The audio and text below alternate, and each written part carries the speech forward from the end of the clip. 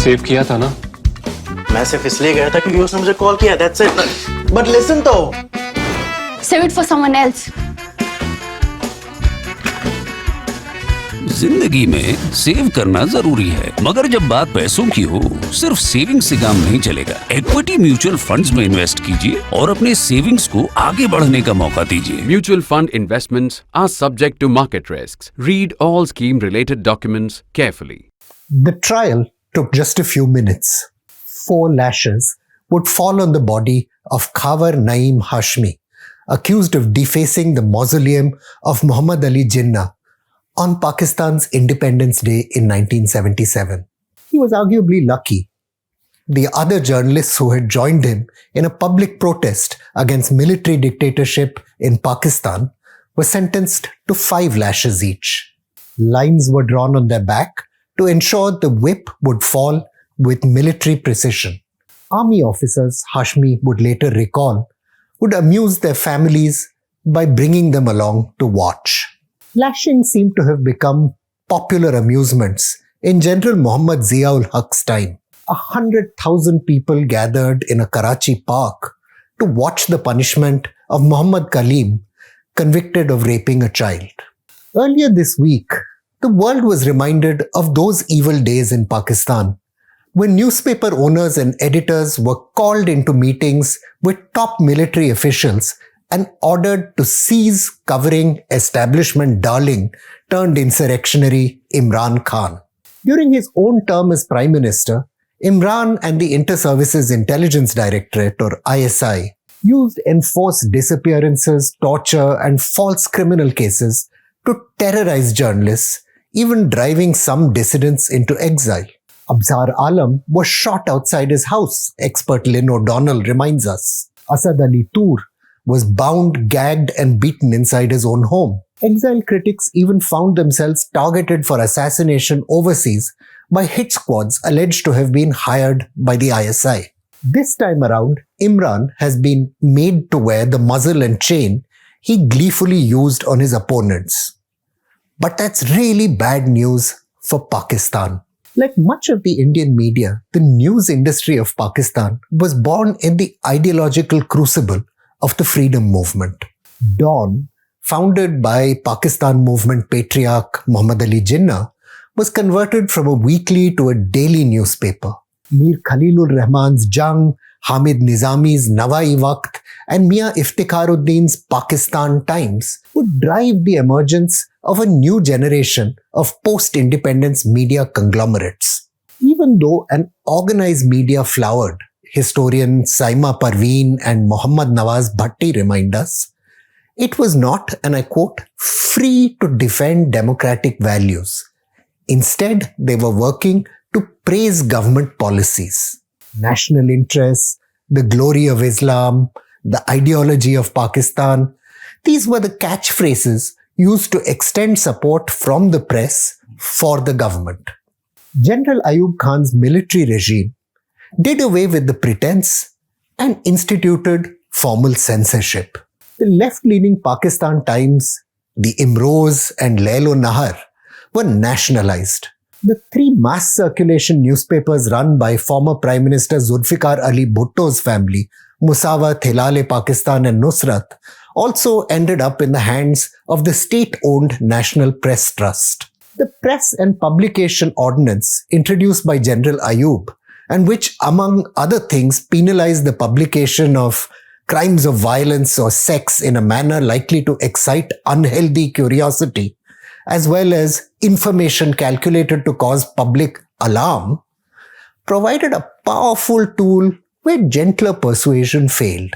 Future historians might debate just how significant Pakistan really found censorship. The law notably could not stop Dhaka newspapers from publishing special supplements on 23rd March 1971, the anniversary of the Muslim League's Pakistan resolution, calling it the Emancipation of Bangladesh Day. Following his installation as president after the 1971 Bangladesh War, media expert J.M. Williams noted, Zulfikar Ali Bhutto started using more subtle kinds of coercion. The supply of newsprint was a state monopoly, and major advertisers like Pakistan International Airlines were also public sector entities. Newspapers which toed the line got the money. The new president had promised to dissolve the National Press Trust earlier, but rapidly concluded that the tyrant stool could serve the Democrats' ends too. The government moved to cancel the newsprint quotas of Jung, stopped advertising for the Dawn, and banned the Sun. General Zia, who seized power in 1977, tightened state control over the media even further. Journalists were regularly jailed. 4 of them, Masoodullah Khan, Iqbal Jafri, Khawar Naeem Hashmi, and Nizar Zaidi, were flogged for having organized a pro-democracy hunger strike. As during Indian Prime Minister Indira Gandhi's emergency, pre-censorship of content was introduced for all the papers. Even though Zia's regime modeled itself on the revolutionary Islamism of Iranian mullahs and the monarchical authority of power in Saudi Arabia, those regimes at least managed to use their resources to address some economic and social problems. The same cannot be said of Islamism of Zia, Ibrahim Karawan has noted.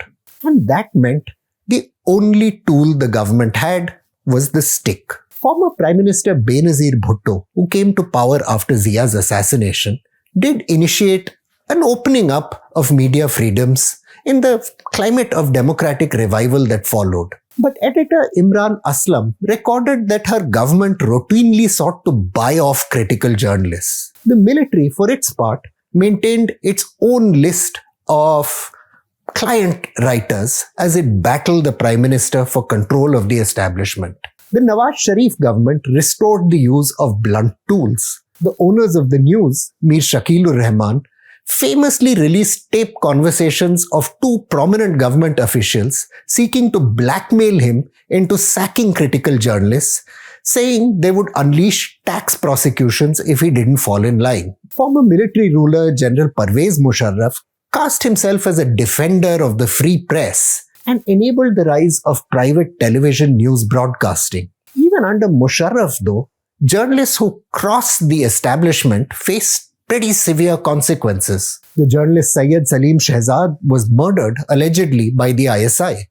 To Indians familiar with our own media history, much of this story will be depressingly familiar. Like in Pakistan, a powerful illiberal impulse ran through Indian democratic institutions, right from independence on. Enraged by what he claimed was a partisan and communal media, Prime Minister Jawaharlal Nehru cracked down on press freedoms. I quote, "Terrible, something terrible," he said of Indian journalism to the visiting scholar Michael Brecher. We put an end to it.